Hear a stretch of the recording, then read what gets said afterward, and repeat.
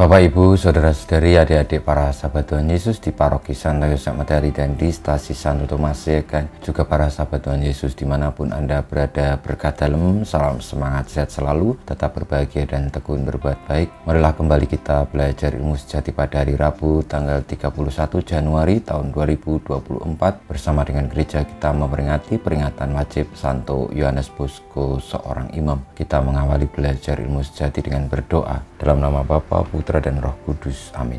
Ya Allah, Engkau telah mengobarkan hati Santo Yohanes Bosco imammu untuk menjadi bapa dan guru bagi kaum muda. Kami mohon perkenankanlah agar dengan nyala api yang sama kami pun mampu memperhatikan kaum muda, mencari jiwa-jiwa dan mengabdi hanya kepadamu. Dengan pengantaran Tuhan kami Yesus Kristus Putramu yang hidup dan berkuasa bersama Dikau dalam persatuan Roh Kudus Allah sepanjang segala masa. Amin. Para sahabat Tuhan Yesus yang terkasih, kita akan belajar ilmu sejati dari Injil Yesus Kristus menurut Markus bab 6 ayat 1 sampai dengan 6. Pada suatu ketika, Yesus tiba kembali di tempat asalnya, sedang murid-muridnya mengikuti dia. Pada hari Sabat, Yesus mengajar di rumah ibadat, dan jemaat yang besar takjub ketika mendengar dia. Mereka berkata, dari mana diperolehnya semuanya itu? Hikmat apa pulakah yang diberikan kepadanya? Dan mukjizat-mukjizat yang demikian, bagaimanakah dapat diadakan oleh tangannya? Bukankah ia ini tukang kayu, anak Maria? Bukankah ia saudara Yakobus, Yoses, Yudas, dan Simon? Dan bukankah saudara-saudaranya yang perempuan ada bersama kita? Lalu mereka kecewa dan menolak dia. Maka Yesus berkata kepada mereka, seorang nabi dihormati di mana-mana, kecuali di tempat asalnya sendiri, di antara kaum keluarganya dan di rumahnya. Maka Yesus tidak mengadakan satu mukjizat pun di sana, kecuali menyembuhkan beberapa orang sakit dengan meletakkan tangannya atas mereka. Ia merasa heran atas ketidakpercayaan mereka. Lalu Yesus berjalan keliling dari desa ke desa sambil mengajar.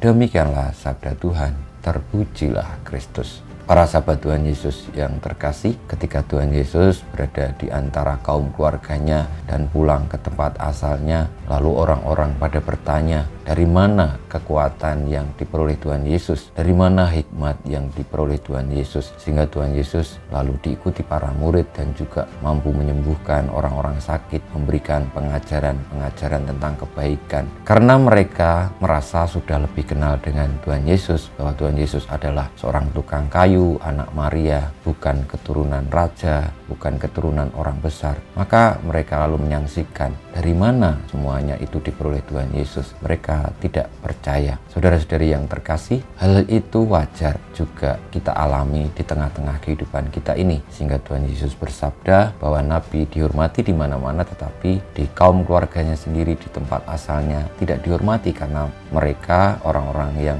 menjadi saudaranya, orang-orang yang telah kenal dari kecil. Mereka mengenal dan merasa Tuhan Yesus, dan juga orang yang mungkin sudah sukses, mereka kenal dari awal tidak seperti itu. Mereka lalu tidak percaya.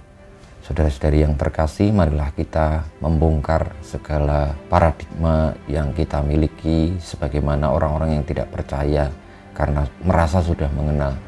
Tetapi kita fokus pada apa yang diwartakan, apa yang dilakukan oleh orang-orang yang mungkin kita sudah sangat mengenalnya, karena kebenaran itu bisa hadir dan menyapa, menunjukkan diri melalui siapa saja, termasuk orang-orang yang sudah kita kenal. Maka kalau kita terfokus pada hal yang baiknya, kita akhirnya boleh menjadi percaya dan akhirnya menerima mukjizat, diselamatkan, boleh untuk juga tergabung di dalam warta kebaikan dan keselamatan itu. Kemuliaan kepada Bapa dan Putra dan Roh Kudus, seperti pada permulaan, sekarang, selalu, dan banyak segala abad. Amin.